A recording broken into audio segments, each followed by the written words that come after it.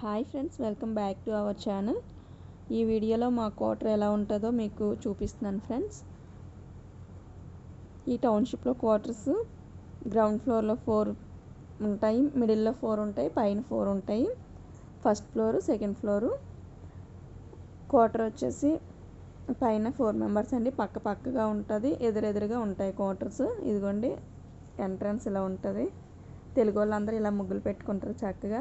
హిందీ వాళ్ళు అయితే మా అంత నీట్గా ఏమి ఇచ్చారు, కానీ తెలుగు వాళ్ళందరూ ఇంటి ముందు ముగ్గులు పెట్టుకుంటారు, ఇల్లంతా నీట్గా ఉంచుకుంటారు.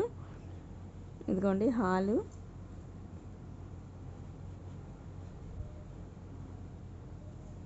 మేము వచ్చేసి హాల్లో కొంచెం సామాన్లు ఎక్కువే. నాకు అసలు సామాన్లు ఎక్కువ, తెలుగు వాళ్ళకి కొంచెం ఎక్కువ ఉంటాయి. హాల్లో డైనింగ్ టేబుల్, డ్రెస్సింగ్ టేబుల్ ఉంటుంది, టీపాయ్ ఒకటి ఉంటుంది, టీవీ.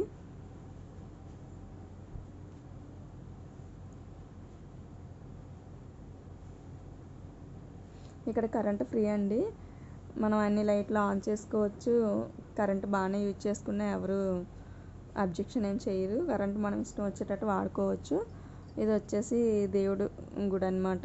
ఎప్పుడు క్వార్టర్స్లో సైడ్కి ఒక బల్ల అయినా ఇచ్చేవాళ్ళు, లేదంటే ఒక కబోర్డ్ ఇచ్చేవాళ్ళు. ఆ కబోర్డ్లో మేము ఫొటోస్ పెట్టుకొని అందరం ఇచ్చేసుకునేవాళ్ళం, లేదంటే సైడ్కి చిన్న మందిరంలా కొనుక్కొని పెట్టుకునేవాళ్ళం. ఇక్కడ కబోర్డ్ ఏమీ ఇవ్వలేదన్నమాట.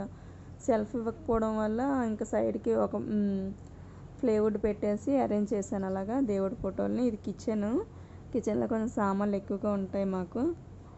చిన్న కిచెనే.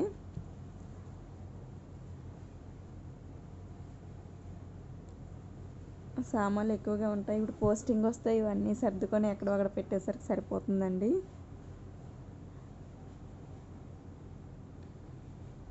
ఒక సైడ్ బాల్కనీ ఉంటుంది, ఒక సైడ్ బెడ్రూమ్ ఉంటుంది. ఇంకా బెడ్రూమ్ పక్కనే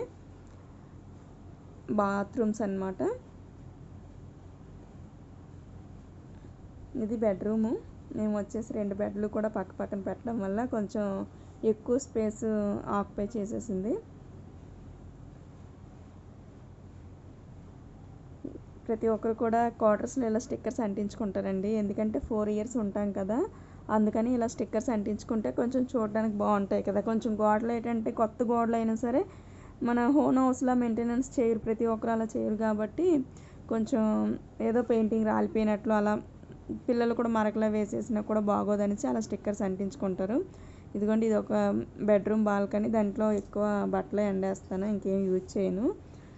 ఆ బెడ్రూమ్ నుంచి ఇలా వస్తే బయటికి ఇదిగోండి ఇది ఒక సైడ్ ఉంటుంది అనమాట. టాయిలెట్ ఒకటి, బాత్రూము.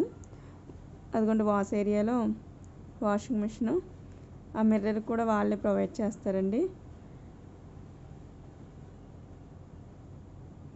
వాళ్ళు ఏమి ఇచ్చినా కూడా వాళ్ళు ఇచ్చిన వస్తువు మళ్ళీ మనం వెళ్ళేటప్పుడు ఇక్కడ పెట్టేసి వెళ్ళిపోవాలన్నమాట, మనం తీసుకెళ్ళడానికి ఉండదు. ఇదిగోండి బాత్రూము. నీట్గా ఉంటాయి క్వార్టర్స్ ఇక్కడ.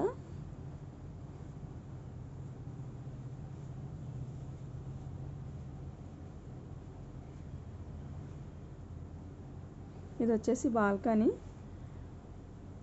ఈ బాల్కనీ ఎక్కువ ఓపెన్లో పెడతాను, ఎందుకంటే బయట ఎవరు వెళ్ళినా పిలిచినా కనిపిస్తుంటారు జనాలు. ఇంక ఈ బాల్కనీలో మొక్కలు పెట్టుకుంటానండి.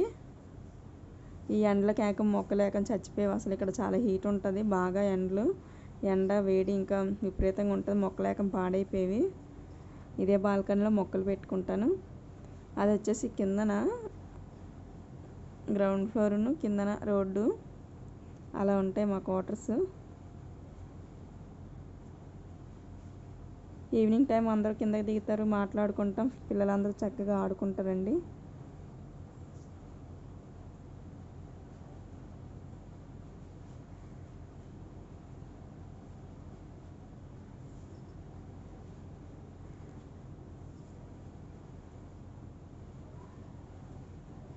ఇది వచ్చేసి ఏ టైప్ క్వార్టర్ అండి. B type quarter. హాల్ కొంచెం పెద్దగా వస్తుంది, ఎక్స్ట్రా ఒక బెడ్రూమ్ ఉంటుంది. అది నెక్స్ట్ యూనిట్లో చేస్తారండి tour. Thank you for watching.